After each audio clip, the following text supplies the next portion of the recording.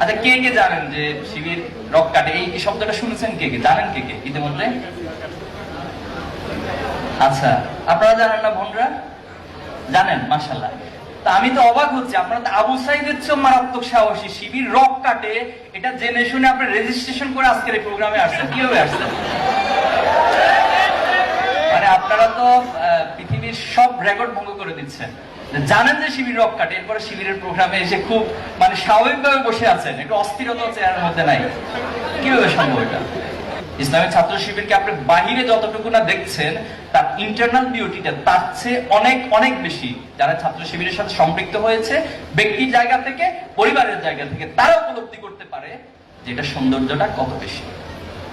আমরা আপনাদেরকে সেই পরিবেশের দিকে আহ্বান করছি।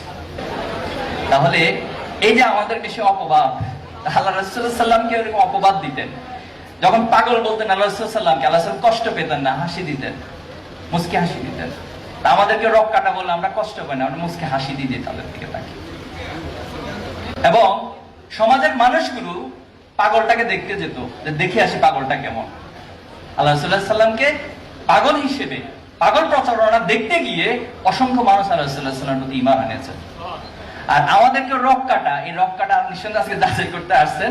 এই যাচাই করতে এসেই অসংখ্য ব্যক্তি, অসংখ্য শিক্ষার্থী ছাত্র শিবিরের দিকে ধাবিত হয়েছে। আলহামদুলিল্লাহ।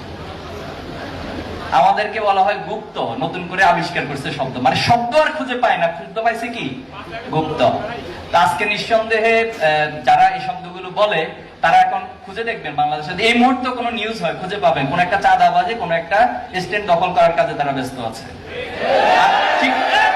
ইন দ্য সেম টাইম ছাত্র শিবিরকে গুপ্ত বলা হয়। ছাত্র শিবির গাজীপুর মহানগরীর মতো এরকম একটা ওপেন প্লেসে সবাইকে আমন্ত্রণ জানিয়ে শিক্ষার্থীদের আগামী দিনের দেশ গড়ার, জাতি গড়ার, পৃথিবী গড়ার জন্য পরামর্শ দিয়ে যাচ্ছে। This is the difference. তো এই সমস্ত বস্তা পচা শব্দ প্রয়োগ এবং বস্তা পচা রাজনীতি এই জেনজি এবং জেন আলফা প্রত্যাখ্যান করেছে 2024 সালের আগস্টে। তাহলে আমরা গঠন করে আসলে অনেক সময় নষ্ট হয়েছে এই সমস্ত কাদা ছড়াছড়ি করে, নোংরামি করে। আমরা আহ্বান জানাই, আমরা যারা আমাদের বিরোধিতা করে, বিশ্বাস করেন আমরা কখনো তাদের খারাপ চাই না।